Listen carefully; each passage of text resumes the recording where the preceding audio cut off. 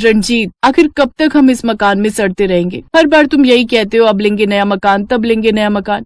तुम जानते नहीं हो अंजलि, शहर के बीचों बीच मकान है अपना, और ऐसी प्रॉपर्टी मिलना बड़ी बात है। और बस थोड़ा पुराना ही तो हुआ है। यहाँ हर सुख सुविधा है, लेकिन अगर तुम चाहो तो मैं जंगल के बीचों बीच नया मकान बना देता हूँ। अरे आपको क्या फर्क पड़ता है? फर्क तो हमें पड़ता है ना, जो सारा दिन इस छोटे से मकान और तंग गलियों में दम घोट घोट कर जीते हैं। और क्या फायदा ऐसी सुख सुविधा का जहाँ हमारा दम घुटता हो। अपनी पत्नी के कहने पर रणजीत प्रॉपर्टी डीलर से बात करता है, जो उन्हें नदी के उस पार एक प्लॉट दिखाता है। अरे ये नाज पीटा डीलर कहाँ ले आया हमें? अब क्या नदी में चप्पू चलाकर उसोर जाएंगे हम? अरे ऐसी लोकेशन ज्यादा समय तक खाली नहीं रहती, होटल वाले जल्दी से लपक लेते हैं। अरे इतनी खुली जगह पर सांस लेने में भी कितना अच्छा लगेगा आपको, रिश्तेदारों में खूब नाम हो जाएगा आपका।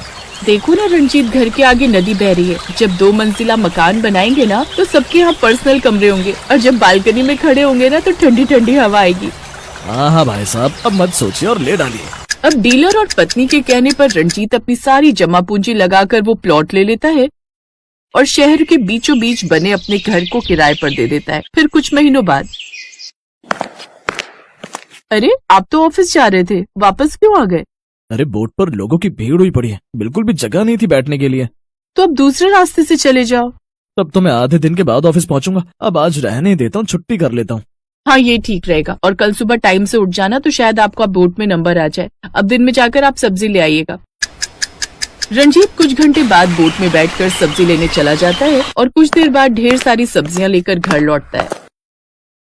अरे इतनी सारी सब्जियां? नदी के पास सब्जी मंडी का व्यापार खोलने का इरादा है क्या आपका? अरे मेरी माँ रोज कुश्ती लड़कर नाव में बैठकर बाजार से सब्जियां लाना मेरे बस की बात नहीं है। 2 हफ्ते की सब्जियां एक साथ ले आया हूँ। अब 15 दिन तक बिल्कुल सब्जी लाने के लिए नहीं कहना। फिर 2 दिन बाद, हाय रे मर गई, आग लगे इस नदी को। क्या हुआ माँ जी? अरे क्या हुआ क्या, घर में बैठे बैठे बोर हो रही थी, इसलिए घर से टहलने निकली थी तो पूरी गली में नदी का पानी भरा हुआ था।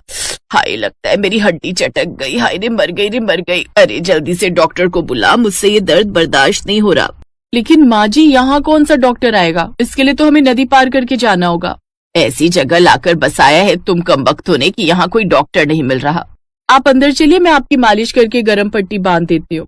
रहने दे, कोई जरूरत नहीं है। ये सब जो भी हुआ है ना, सब तेरे कारण ही हुआ है। ना तो तू उस घर में सीलन की बदबू की शिकायत करती, ना तू घर छोटा की रट लगाए रखती। माँ जी अब सारा इल्जाम मुझे अकेली पर ही क्यों डाल देती हैं? ये घर लेने का अकेला फैसला मेरा तो नहीं था ना। देख तू अब मेरा दिमाग खराब मत कर और मेरे बेटे को फोन कर, अब वही ले जाएगा मुझे। रणजीत जल्दी से घर आकर अपनी माँ को जैसे तैसे डॉक्टर के पास लेकर जाता है। ऐसे कुछ दिन बीतते हैं। अब बरसात का मौसम शुरू हो जाता है और नदी का पानी अब और भी बढ़ जाता है। अरे बेटा, ये नदी का पानी बाहर आ गया है, सब जगह कीचड़ ही कीचड़ हो गया है। माँ बरसात में तो शहरों के गड्ढे भी पानी से भर जाते हैं, और फिर ये तो नदी का किनारा है, तो कुछ दिन तो कीचड़ रहेगी। अब घर के बाहर कीचड़ होने से वो लोग बाहर भी नहीं निकल पाते। फिर कुछ दिन बाद उनकी बेटी रूही कमरे में खेल रही होती है कि तभी नदी किनारे से एक सांप उनकी खिड़की से होता हुआ घर में घुस आता है, जिसे देख रूही जोर जोर से चिल्लाने लगती है, आ मम्मी सांप सांप। वो सभी दौड़कर उस कमरे में आते हैं। रणविजय जैसे तैसे उस सांप को बाहर फेंकता है। हाय मेरी बच्ची, ये ना जाने कहाँ आकर फंस गए हम। तभी बाहर तेज हवाएं चलने लगती हैं और बाहर नदी किनारे की मिट्टी उनके घर के अंदर आने लगती है। हे राम, ये कहाँ आकर फंस गए हम? हमने यहाँ आकर कोई गलती तो नहीं न की जी? अरे तो घबरा क्यों रही हो? हमने शहर वाला मकान बेचा थोड़ी ना, किराए पर ही दिया। इसको बेचकर वापस वहीं चले जाएंगे।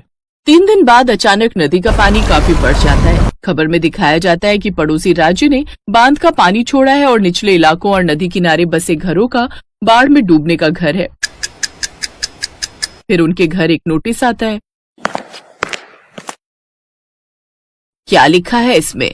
माँ इसमें लिखा है कि हमें जल्दी से घर खाली करना होगा, और अगर ये घर खाली नहीं किया तो पड़ोसी राज्य से छोड़े गए इस पानी से बाढ़ का खतरा बढ़ जाएगा और घर तक डूबने का भी डर है। और अगर ये घर डूब गया और किसी की जान चली गई तो इसमें सरकार की कोई जिम्मेदारी नहीं होगी।